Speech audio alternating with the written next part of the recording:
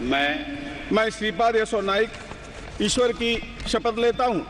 कि जो विषय संघ के राज्य मंत्री के रूप में मेरे विचार के लिए लाया जाएगा अथवा मुझे ज्ञात होगा,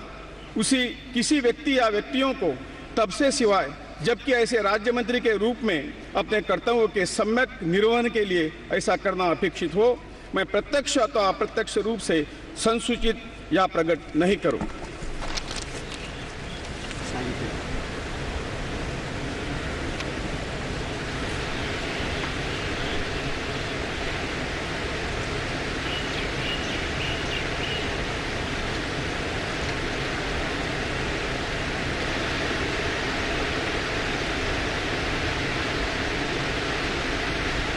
अच्छे मार्जिन से,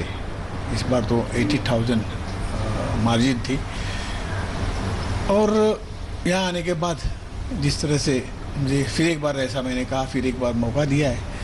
ये इसका मैं शब्दों में वर्णन नहीं कर सकता। एक आखिरी सवाल मेरा ये है कि मंत्रालय कोई भी मिले, आयुष आपके दिल में कितना कैसे रहेगा? जरूर रहेगा, एक अच्छा यादगार रहेगा। जिस तरह से एक अच्छा काम करने का मौका पिछले 5 सालों में मिला, और